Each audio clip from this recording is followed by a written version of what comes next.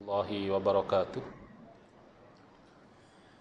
Bismillahirrahmanirrahim. Alhamdulillahi rabbil alamin.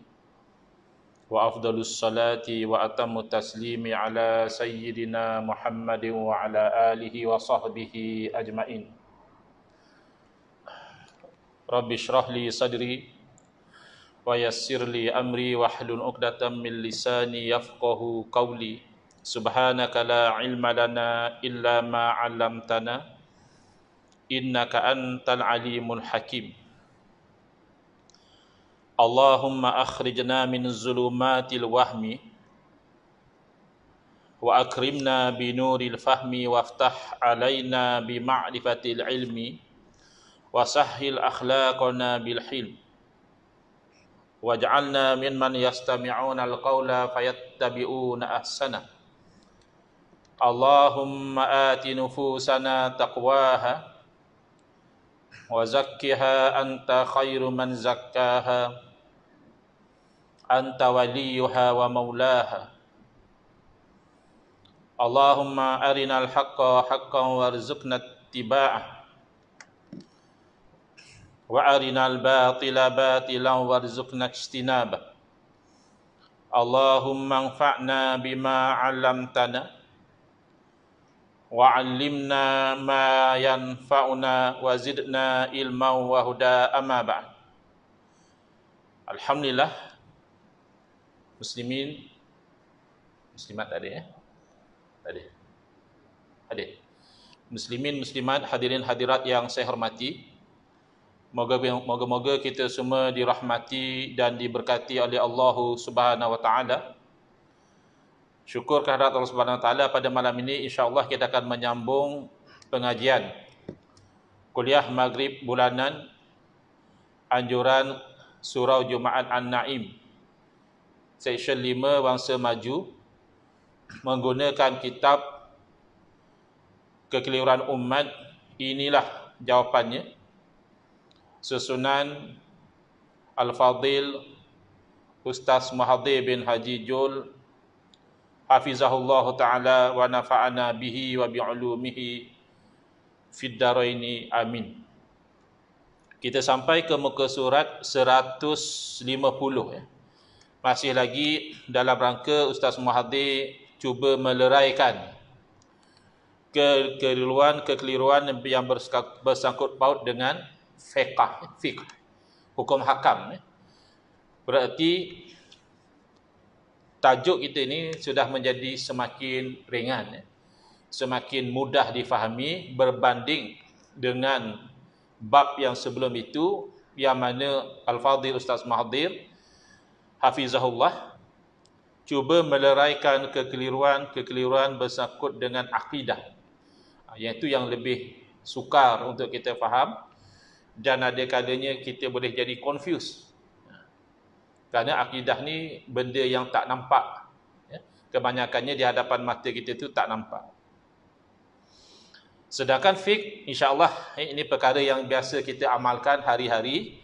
Kita sampai ke muka 150 ini adalah berkaitan dengan melafazkan niat. At-talaffuzu bin niyah sebelum solat, atau dengan bahasa yang mudah kita orang Melayu faham, usolli. Apa hukum usolli? Dan ini memang satu kebiasaan. Bahkan ada orang usolli kuat betul. Dah lah masbuk, terkejut imam. Usolli. Jadi, pertama timbul soalan.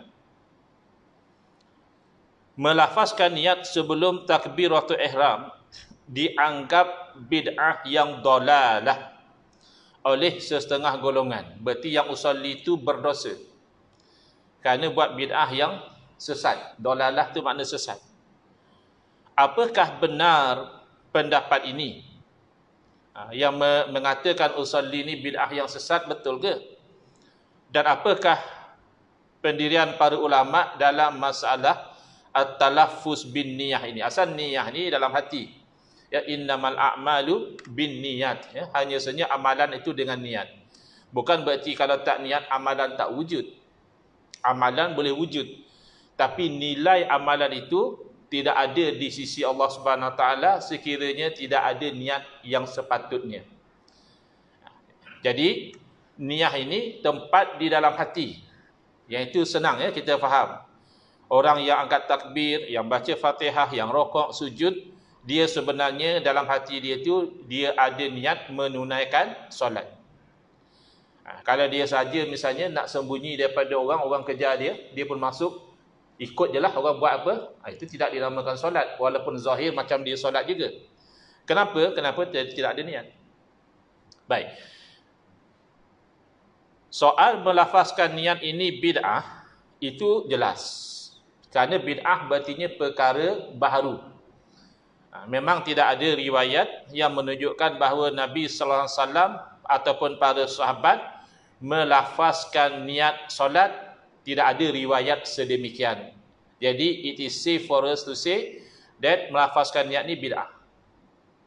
Tetapi sebagaimana kita terangkan lama dahulu di bab yang pertama, sekarang kita dah masuk ke bab yang ke-8 ya, iaitu bid'ah bukan hukum.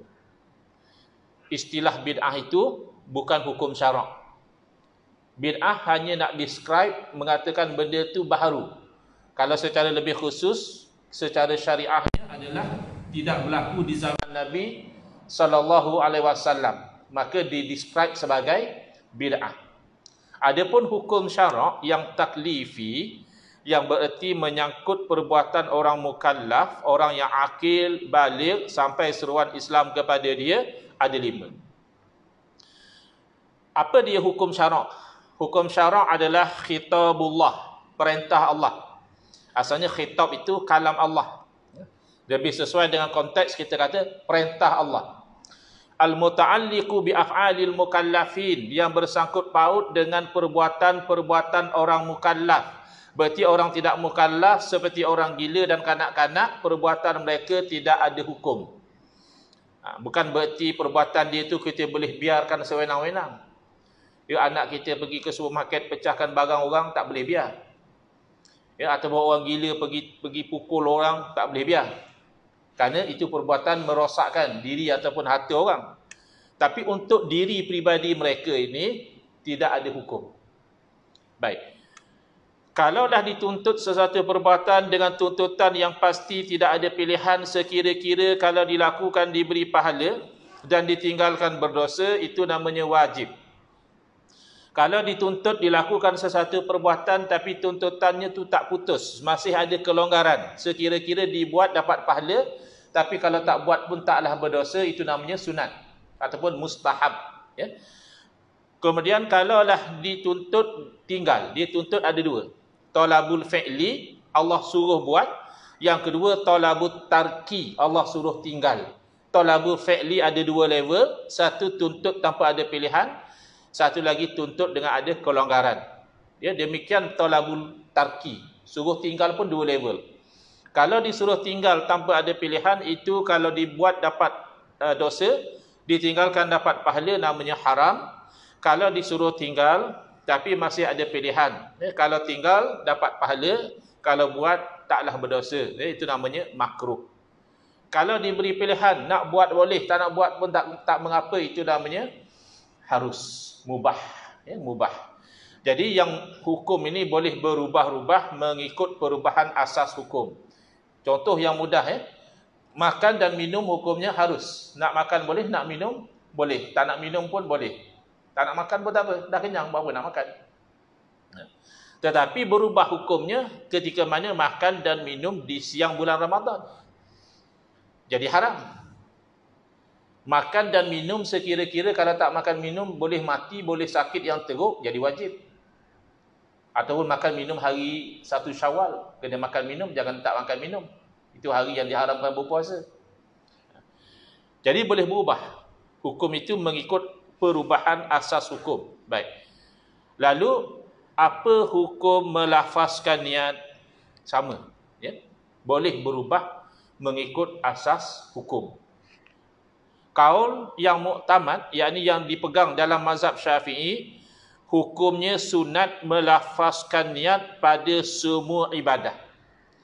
Apa-apa ibadah yang kita nak buat, sunat kita lafazkan niat itu. Berarti Kalau tak lafaz pun jadi. Tak usolli pun jangan risau. Jangan sampai kita tak berniat. Allahu Akbar kosong, tak ada apa-apa dalam hati. Jaranglah. Takkanlah berwuduk dah pakai baju, dah pergi surau, ya. Dah tunggu imam takbir dulu, tahu-tahu Allah Akbar tu kosong, tu jaranglah berlaku. Pastilah terlintas dalam hati dia tu, dia nak semayang, ya. Tapi kotlah mana tahu sibuk sangat dengan urusan dunia ni, otak tak fokus, memang masa takbir tu tak terlintas apa pun.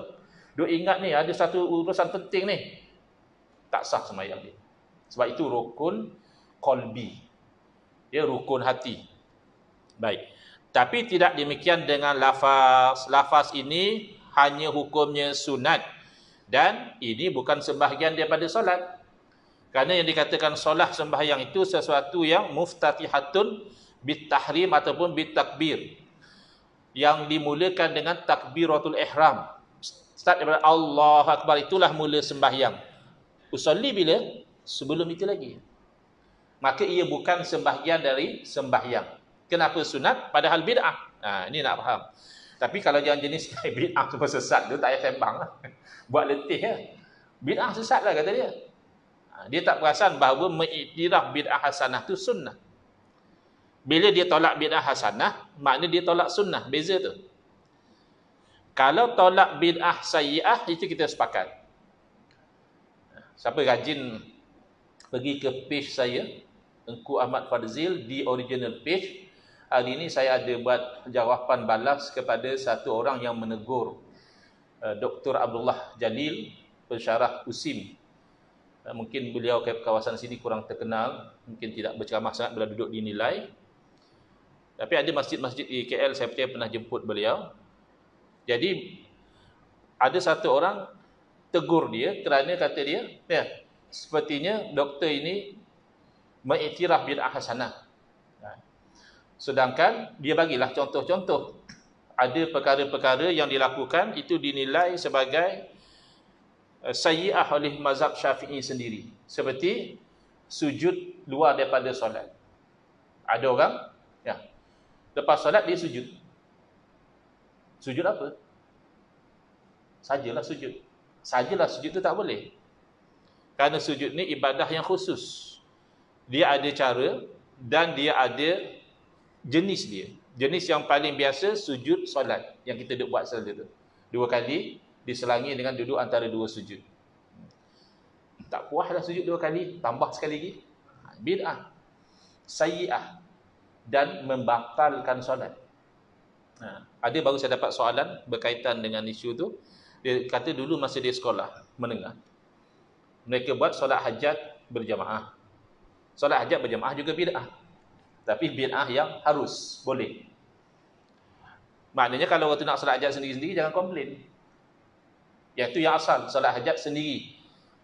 Kenapa boleh solat hajat secara berjamaah? Kerana tidak ada larangan. Tapi jangan diiktikadkan itulah sunnahnya. Solat hajat ni kena berjamaah, itu silap. Iktikad demikian itu silap. Jadi sekali-sekali imam kena bagi tahu kita solat hajat berjamaah ni harus dia hukumnya. Bukan mesti solat hajat berjamaah. Sendiri-sendiri pun itu asalnya ya. Baik. Jadi kata dia diajar di sekolah dia, lepas tahiyat akhir tu, oleh kerana solat hajat, mereka sujud dan berdoa. Solat hajat kan ada hajat. Jadi mereka kata paling afdalnya mintanya masa sujud. Lalu lepas tahiyat sujud. Maka sujud itu sujud yang bid'ah sayyi'ah mubtilah lis-solah, membatalkan solat. Jadi sama ada satu bid'ah itu sayyi'ah atau tidak, kayu ukurnya adalah hasanah, iaitu selari dengan syariat. Macam mana nak tahu selari dengan syariat atau tidak? Merujuk kepada sumber hukum. Ada tak melawan Quran? Ada tak bercanggah dengan hadis? Ada tidak melanggar ijma' ulama'? Ada tidak bercanggah dengan qiyas yang sahih? Dan berbagai lagi sumber hukum syarak yang lain.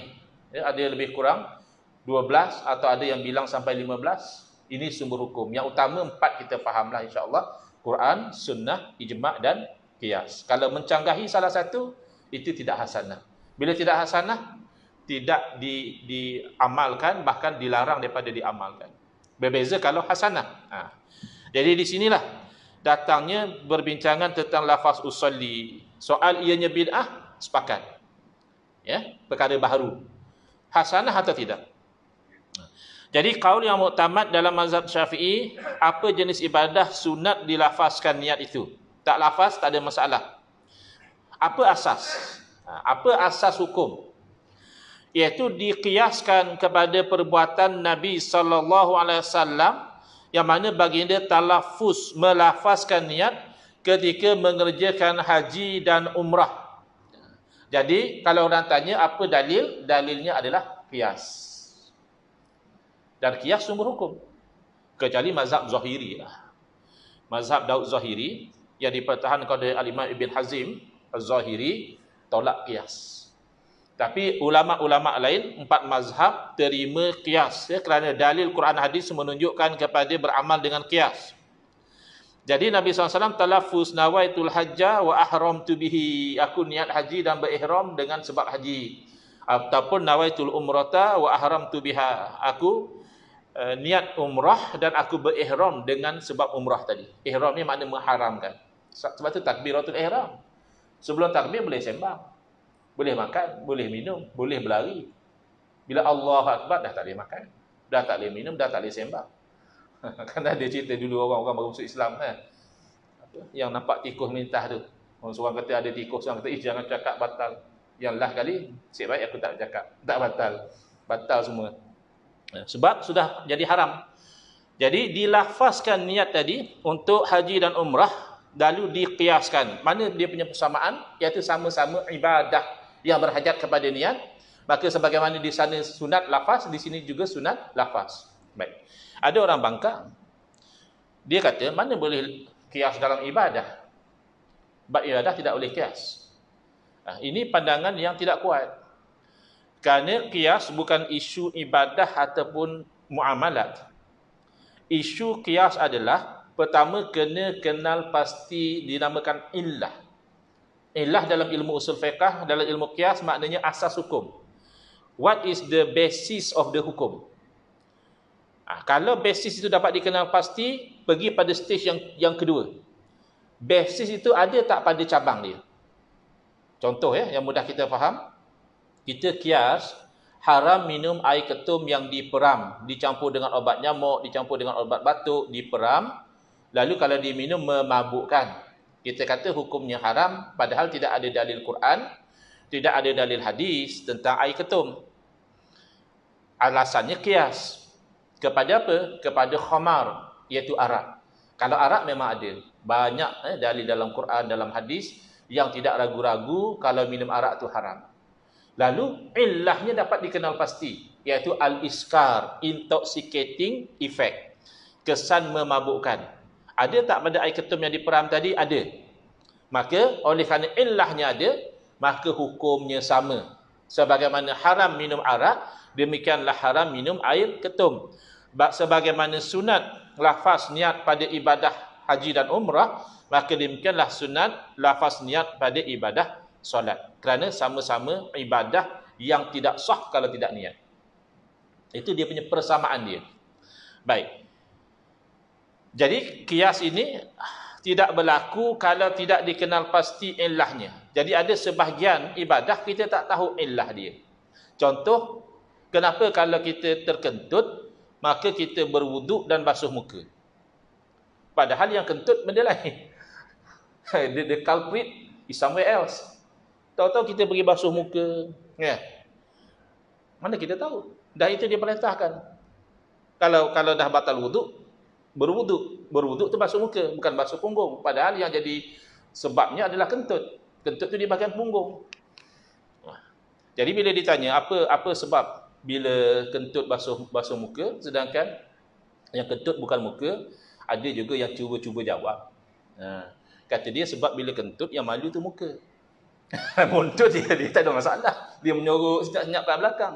Kan orang bila kentut, orang kuatlah kalau perlahan kita masing-masing tengok siapa ni kentut bau busuk. Masing-masing diam. Tapi kalau orang semua tengok dekat dia, merah tak muka dia, malu. Dulu almarhum datuk saya, sebelah mak, dia pernah cerita, kita budak-budak dia kentut tak ada sensor. Berok-berok. Jadi dia tengok cucu dia kentut, dah sedar. Dia kata, jangan kentut senang-senang, dia kata. Dulu ada satu orang kaya dalam satu majlis, dia terkentut. Dan orang tengok pada dia. Tiba-tiba ada satu orang miskin, dia kata, minta maaf, saya tak tahan terlepas. Rupanya orang miskin ni ada hutang dengan orang kaya tu. Banyak juga hutang dia.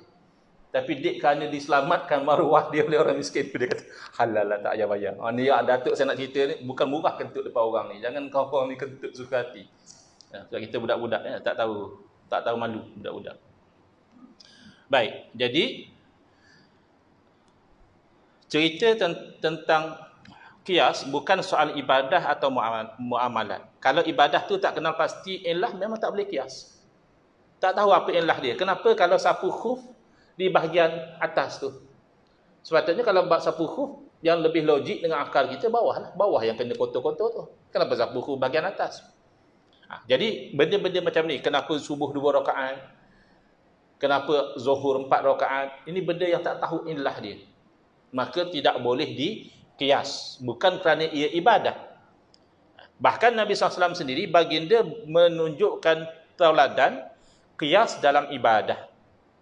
Iaitu ketika mana ditanya oleh seseorang bahawa ibu beliau dahulu ketika masih hidup bernazar untuk menunaikan haji, lalu meninggal dunia sebelum sempat menunaikan kewajipan. Asalnya haji selain daripada haji Islam ni tak wajib. Haji Islam pun wajib kalau mampu. Tapi bila dia nazar, dia mewajibkan sesuatu yang ibadah, maka dia wajib tunaikan. Kalau nazar nak botakkan kepala, tak wajib. Itu nazar yang sia-sia. Kadang-kadang orang politik suka buat kerja macam tu. Bersyukur oleh kerana menang apa ke, atau lawan dia kalah ke. Botakkan kepala, itu nazar yang lara, yang sia-sia. Kalau nak nazar sungguh, lebih baik nazar nak sedekah pada 10 anak yatim ke. Itu perlu dia buat. Sebab itu ta'ah. Itu kebaikan. Adapun botak kepala itu bukan ta'ah. Itu benda yang harus sahaja. Ya? Bukan subjek matter nazar. Jadi, sekarang ibu dah meninggal. Haji nazar belum buat. Adakah patut saya buat haji bagi pihak dia, ya Rasulullah? Haji ibadah atau tidak? Ibadah. Jelas ibadah yang khusus.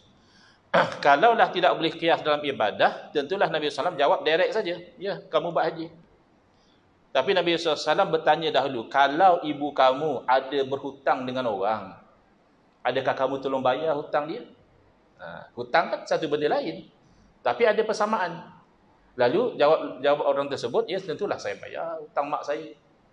Lalu Nabi SAW menjawab, kalau begitu tunaikanlah hutang Allah. Sesungguhnya hutang Allah itu lebih berhak untuk dibayar.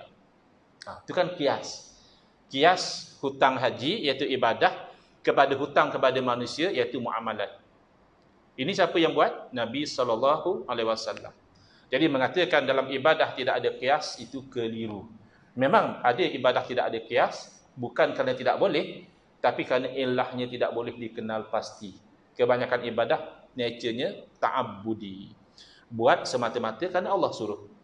Kenapa tayamum dengan debu? Kenapa tayamum hanya muka dengan tangan? Padahal masa tayamum ganti wuduk. Masa wuduk sapu kepala, kaki. Kenapa tayamum tak sapu sekali debu atas kepala dengan kaki? Itu semua benda tidak tahu.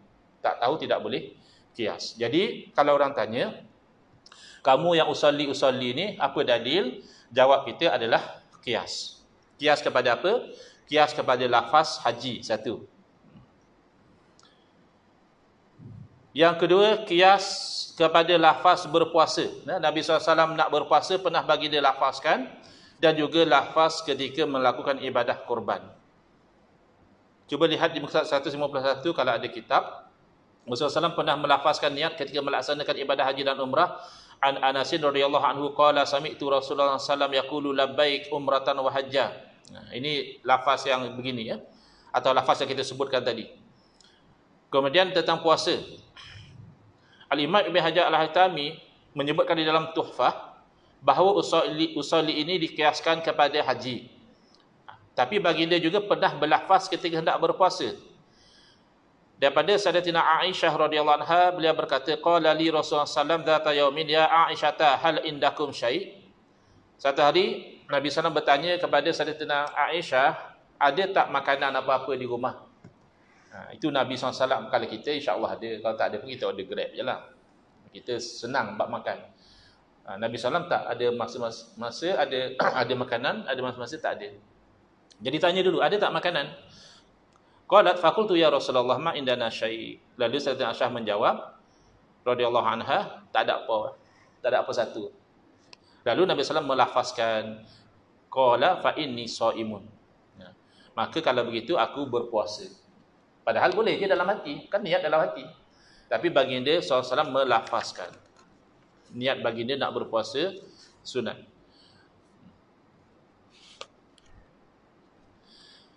Kemudian kenapa disunatkan lagi? Dia ada kaedah dia, bukan ulama berfatwa sesuka hati, tidak ya.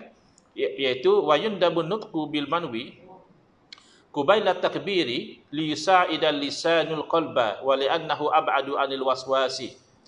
Disunatkan menuturkan niat sejenak sebelum daripada takbir untuk membantu lidah, untuk supaya lidah itu membantu hati, dan kerana ia menjauhkan daripada waswas. Kadang-kadang orang bila tak lafaz dia jadi waswas, tak mari. Maka di sini kita kena faham, kalaulah sebaliknya berlaku, kalau dia lafaz niat, dia akan jadi was-was. Kalau dia main usalli itu pun dah was-was.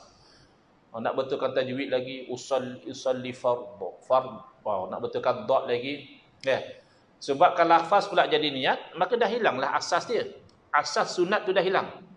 Maka untuk orang ini, yang kalau dia lafaz niat, dia was-was. Kalau dia tak lafaz, dia okey. Allahu Akbar, senang. Maka untuk orang ini tidak sunat. Bahkan boleh jadi makruh.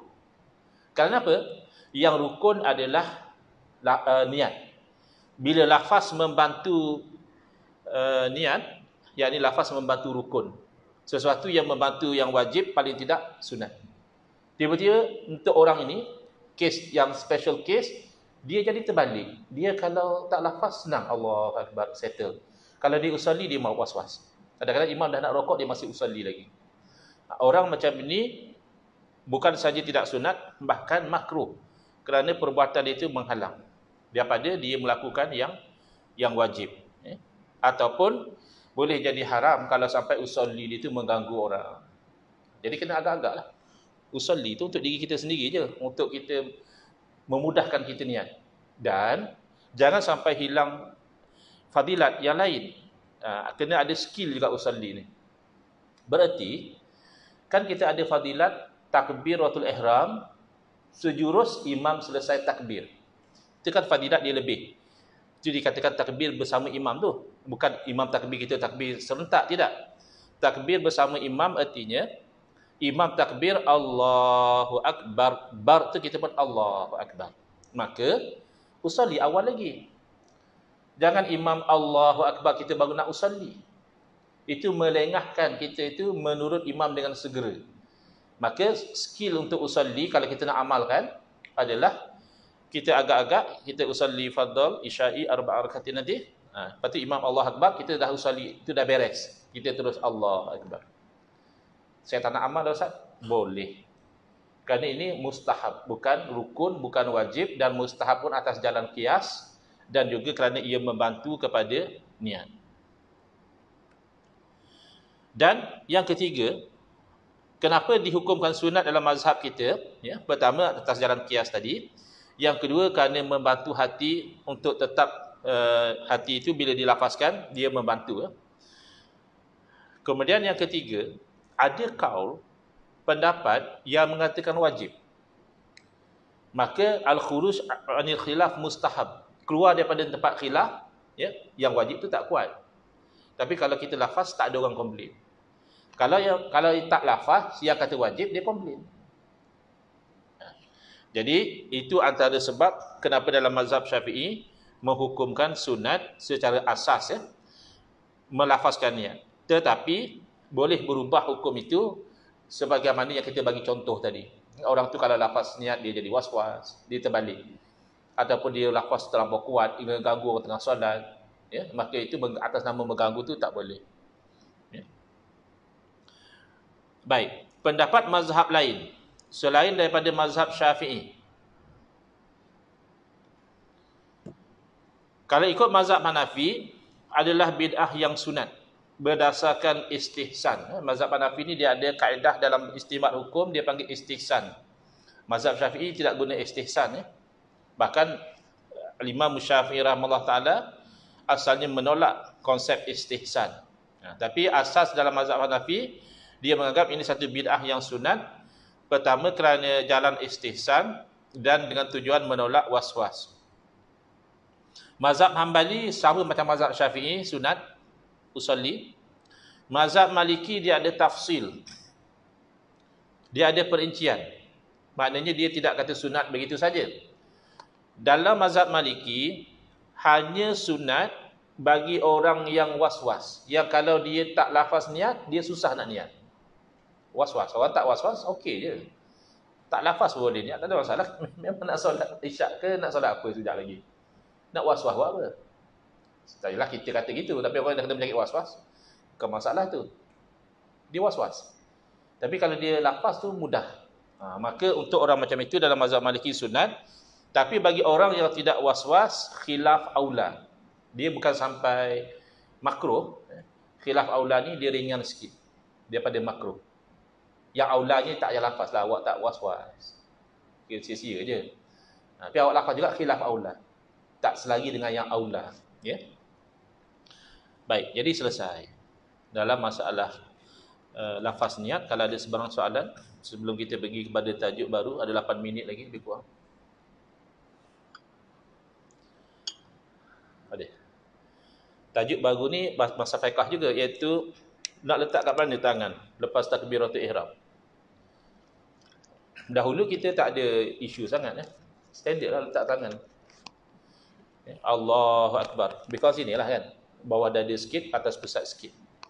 Tapi kebelakangan ini kita lihat ada macam-macam. Ada yang sampai macam nak tercekik, ada juga Allahu Akbar. Tegang sangat dia, semayang tu stres. Nak tahulah tu kedudukan dia. Kalau dahulu saya percaya tajuk ni tak perlu masuk dalam kitab ini, tapi sekarang oleh kerana macam-macam pesen orang letak tangan, maka Ustaz Mahathir masukkan. Soalan, di manakah tangan diletakkan selepas takbiratul ihram? Jawapan nombor 1, ulama khilaf. Bila khilaf, kita boleh berlapang dada. Tak payah komplain lah. Kalau dia ikut mazhab dia, itu mazhab dia. Kita amalkan mazhab kita, dia pun jangan komplain. Ya? Kerana benda ini benda yang pertama khilaf, yang kedua bila khilaf ni boleh jadi Nabi SAW buat semua. Boleh jadi ada masa Nabi SAW letak tangan di sini, ada masa Nabi SAW letak tangan di tempat lain. Jadi masing-masing riwayat apa yang dilihat. Jadi semua pun beramal dengan sunnah. Mengikut mazhab Syafi'i rahimahullah ta'ala, diletakkan di bawah dada dan di atas pusat. Macam biar kita dah buat selalulah. Ini dada, bawah pada dada, ini pusat, atas pada pusat. Kurang lebih begini. Pegang pergelangan tangan, 2 jari begini dan 3 jari pegang. Ini yang seeloknya lah. Tapi jangan ada orang semayang gitu, ulut tubuh. Santai. Allahu Akbar. Tak kena lah. Letak di sini, pegang di pergelangan tangan, tapi posisi itu dada ke bawah, pusat ke atas, so tengah-tengah. Cara ini telah disebut dalam 20 buah hadis yang diriwayatkan oleh 18 orang sahabat dan tabi'in. Jangan kita hanya dengar seorang ustaz kata itu tak sunnah, lalu kita bantai mazhab Syafi'i tak ikut sunnah. Padahal ulama-ulama Syafi'iyah ni 70% daripada pakar hadis adalah mazhab Syafi'i dari segi fiqh. Sehingga dahulu kalau ada orang wakaf kitab, saya wakafkan kitab ini untuk ahlul hadis, maka diberikan kitab itu kepada ulama mazhab Syafi'i. Kerana majoriti ahlul hadis zaman itu adalah ulama Syafi'iyah. Kalau dari segi akidah, about 90% ahlul hadis adalah Asy'ari. Kalau ada tajuk pembentangan, polemik akidah antara ahlul hadis dan Asy'ari, ada something wrong somewhere. Something wrong somewhere. Dia kata polemik maknanya percanggahan, ya, akidah antara ahlul hadis dan ulama Asy'ariyah. Padahal 90% of ahlul hadis adalah Asy'ariyah. Tajuk tu sudah misleading, ya. Jadi hati-hati kalau ada pembentangan macam itu. Apakah dalil bagi perbuatan tersebut? Antaranya hadis daripada Wa'il bin Ibn Hajar, radhiyallahu anhu, salaitu ma'a Rasulillah sallallahu alaihi wasallam wa wada'a yadahu al-yumna ala yadil yusra ala sadrihi. Ini kalau kita baca dengan terjemah kita sendiri, kita kata atas dada. Sebab ala tu atas. Ya. Saya telah bersembahyang dengan Nabi SAW. Baginda meletakkan tangan-tangan baginda, tangan kanan baginda ke atas tangan kiri, di atas dada baginda. Kalau kita baca terjemahan, atas dada ni dada. Atas dada. Yang faham ala kat sini, okey lagi. Ni dada atas dada. Yang faham ala tu fauq, tu lagi parah kat sini. Ni dada atas dada. Kan susah nak nafas tu.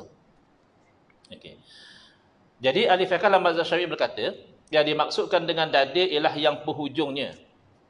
Maka jadilah tangan di bawah dada sebagai qarinah riwayat tahta sadrihi. Kan tengok macam mana ulama reconcile. Ada riwayat kata tahta sadrihi, bawah dada. Ada yang kata atas dada, ala sadrihi. Maka reconcile antara riwayat ini diambil di hujung dada, ngam-ngam bawah dada. Bukan atas dada begitu. Inilah mazhab kita yang masyhur dan demikianlah pendapat jumhur. Dalam pendapat Hanafi dan beberapa imam lainnya, ini Imam Nawawi cerita ya, dalam syarah Sahih Muslim, adalah meletakkan kedua tangan di bawah pusat. Sebab tu kalau kita nampak orang-orang India, Bangladesh, kita kata malah dia di mayang. Nak tak taruh macam ni pun malah. Kan nampak macam dia malas dia taruh itu. Tapi sebenarnya dalam mazhab dia letak di bawah sini. Sesuai kalau perut buncit, alhamdulillah tu senang. Boleh bagi support. Tapi itu mazhab dia di bawah pusat. Sementara menurut Imam Malik boleh memilih antara meletakkan kedua-dua tangan di bawah dadanya seperti mazhab Syafi'i atau melepaskannya ke bawah. Dan ini pendapat jumhur dalam mazhabnya dan yang masyhur di sisi mereka. Kan ada yang jenis Allahu Akbar, tangan relax je. Jadi kalau kita dah mengaji sini, ini mazhab Maliki lah barangkali. Jadi dalam bab khilaf ni, yang ni lah kita kata berlapang lada ni sebab dia dalam cabang fiqh. Kalau akidah tu susahlah. Kalau akidah yang usul, itu kena pegang betul-betul.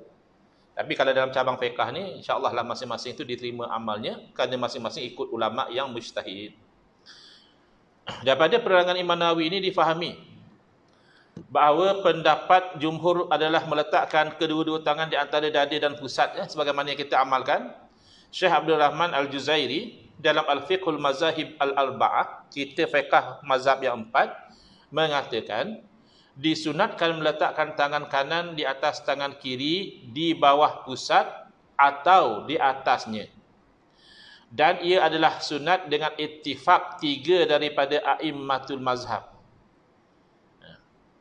Dan ulama Malikiyah berkata ia adalah mandub. Mandub maknanya digalakkan. Jadi selesai ya. Maknanya jelaslah untuk kita beramal. Yang kita doa amal selalu tu dah betul dah. Ikut mazhab kita Allahu Akbar ya, antara pusat dan dada. Jangan antara pusat dan lutut. Itu aurat. Baik, selesai. Ada 1 minit jadi tak sempatlah nak masuk tajuk baru. Next insya-Allah kita pergi kepada isu cara naik dari sujud. Ya, ada orang yang macam kita ni terlapak tangan macam ni, ada tak perasan ada orang naik dengan penumbuk. Itu kita nak bincang yang isu itulah insya-Allah. Bismillahirrahmanirrahim. Alhamdulillahirabbil alamin wassalatu wassalamu ala asyrafil anbiya'i wal mursalin wa ala alihi washabbihi ajmain. Allahumma shrah sudurana wa ahsin akhlaqana wa azim ujurana wa nawwir qulubana bi nuri hidayatika kama nata'udhu bi nuri syamsika abadan abada bi rahmatika. Bi rahmatika ya arhamar rahimin walhamdulillahirabbil alamin.